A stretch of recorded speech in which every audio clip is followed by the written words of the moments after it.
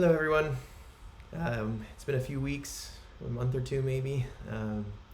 Got off track with my recording and I'm getting back into it. And I'm doing so despite some friction that I'm feeling. So I'm pretty happy about that. Thanks for joining me. Those of you that watch, I appreciate the people who are taking the time to watch this. I know I can go on for a little bit. I know I did last time. I'm still working out what's the right length and how to do this. So just appreciate you guys sticking with me, and I hope you've enjoyed things so far. We've had 2 episodes. We're on number 3. And as you can see from the title, this one is called Love is What You Do.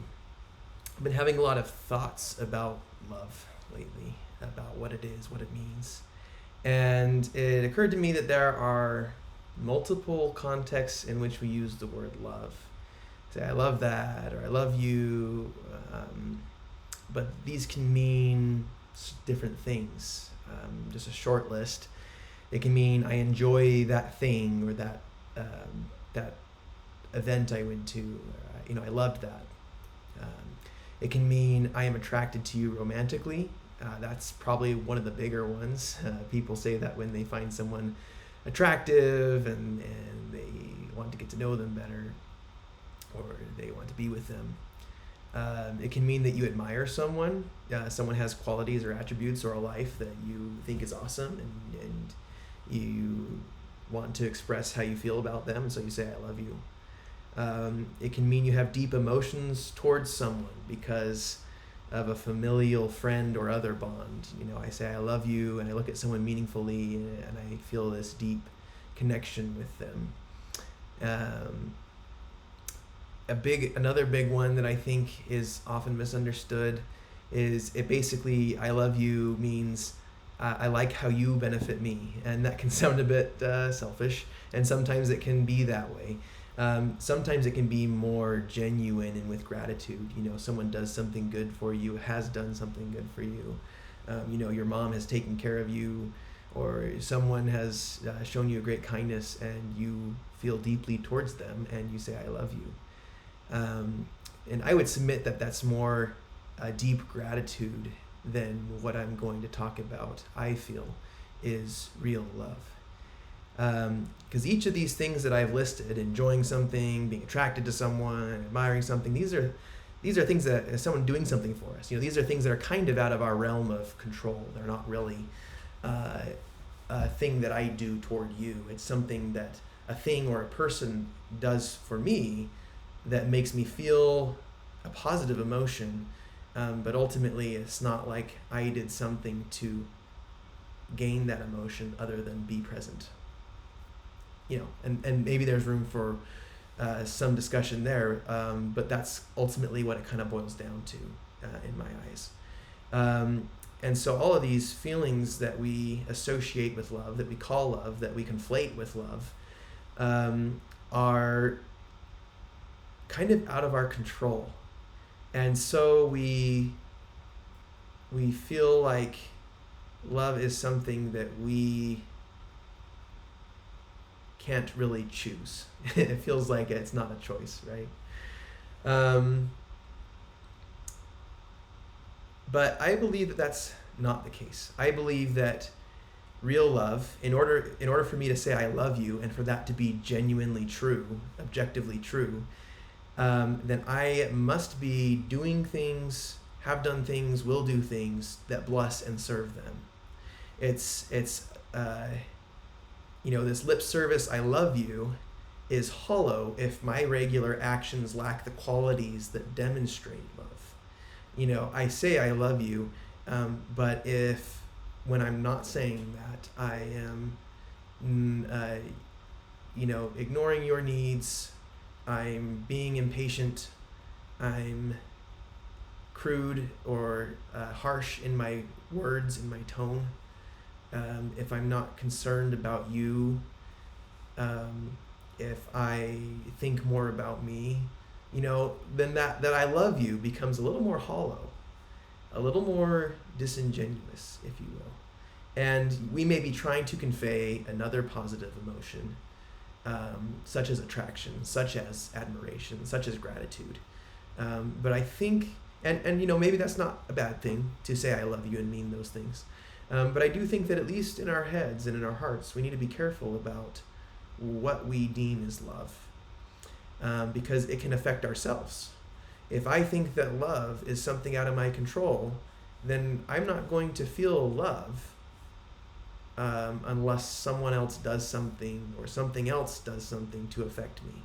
And that's kind of a scary place to be because it's not in my control, right? So my belief, as I thought about it more, and my thing I'm going to conclude, and I would submit that many sources agree, including the scriptures, including Christ's teachings, including the teachings of many philosophers and therapists and psychologists. Positive psychology is full of this kind of stuff. That love is not a feeling that others have to gain from you by their actions, but is a feeling that you gain for others by your actions. You earn love for others, not the other way around. You're not sitting around expecting or waiting for someone else to earn your love. You are actively doing things to earn this feeling of love for others based off of your actions. So just to reiterate, my love for you, for others, is based entirely on what I do for them, not on what they do for me. So, I'm separating that feeling from other positive feelings, but to be clear, gratitude, admiration, attraction, enjoyment, pleasure, these are all good emotions. I am by no means saying that these things need to be put down and we should not feel these things. Obviously, if something makes us feel uplifted, if someone does something that's kind, if we like a certain quality in a person, these are good emotions to have. But the point is that we need to be careful not to conflate them with actual real love, because otherwise we bind ourselves and we trap ourselves in waiting for someone else to do something in order for us to feel love, right? So the scriptures teach that this kind of pure Christ-like love is called charity. We see this in the New Testament, in the Book of Mormon. It's called charity. And they also teach that some actions and behaviors that show this love include things like patience for others, even in repeat offenses, kindness in our words and deeds, deciding not to compare oneself to others, keeping our words about our own achievements and good things to a minimum, and be humble, be careful about how we present what we've done and what we've achieved. Being humble enough to seek for learning and correction, rejoicing in the truth, rather than seeking for falsehoods and lies. Being patient for our trials, for the things that we go through, bearing with what we have to suffer, and then taking hope and belief with us. My belief is that the biggest thing that denotes charity, or at least the biggest thing that allows us to gain and grow our charity, is real and happy, joyful service toward others. Meaning I take time, I take energy to intentionally do something for someone else. I'm not waiting or just hoping that I come across an opportunity, but I'm looking out for others. And I believe that this is the reason why Heavenly Father and Jesus Christ love us no matter what we do. It's because of all they have done, are doing, and will do for us.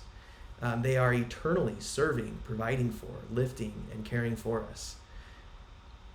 They're always on our side, and though they may not be able to bless us because of our actions, or because maybe they allow us to go through trials so that we can learn, that is not indicative of their love for us. Think of the very fact that they've given us this earth. They've given us a life. Those are big deals, and life is not always meant to be enjoyable. In fact, I believe that a big expression of their love for us is that they let us go through hard things. Think of when you're trying to teach your child or another person something. If you did everything for them and everything like that, they wouldn't grow, and ultimately they would be worse off unless you always, for all eternity, did everything for them. And they do promise that we will have our bodies back and in perfected forms. But they need us to go through trials, and that's a big expression because they need us to learn. So, to kind of sum up and wrap up a little bit, I believe that the beautiful truth is that if we lack love for someone else, then it is completely within our choices, our realm of control, that to build that love, to grow that love, to do things that show love. Now, in saying that, I'm going to be very careful to not conflate love with trust. We can love someone entirely while still knowing that they may be unsafe to be with, or there may be some things about them that we need boundaries, right? But may we be careful to not set boundaries that promote things that hurt love, because we need to feel love for others in order to be healthy, in order to be happy. And if our boundaries say you cannot love this person, you have to hate them, then we're doing ourselves a disservice, and it's hard. So if someone is unsafe to be with, or you need to set a boundary, and what I've had for myself in my own life that's helped me is to find ways to love them from a safe distance, right? Things like praying for them. You don't have to be with someone to pray for them. Things like finding forgiveness for them. Allow the teachings of Christ and his atonement to provide payment for their sins too, for their mistakes too. And find healing for yourself so you're not haunted by these feelings of pain and of hurt and of anger for someone else. And, where possible, find ways to send that person something anonymous, a gift or a service. Be creative. Don't limit yourself to saying that in order to show love, I need to be in this person's presence. That's not necessarily true. Remember that it is about them and their emotions, but it's more about you and your emotions. It's more about, are you feeling love for someone else, not necessarily that they're feeling that love, although that would be the hope, obviously. But when you find love for someone, it benefits and heals you perhaps more than anyone else. It's doing for you more than it's doing for them, most times, I would say. So, love is what you do, Love is you. It's your choice. It's your capacity. It's not out of your control at all. In fact, it's very much within your control. The reason why Christ commanded us to love others, even enemies and strangers, is because it is squarely within our realm of control to decide to do that. Don't be a victim. Don't be the victor. Be the person who's out there loving and serving and blessing. And let us choose to love, and to do so through our actions as much as, or perhaps more than, our words. Let's follow up our precursor, I love you, the word, the phrase, with I love you, the action and the deed.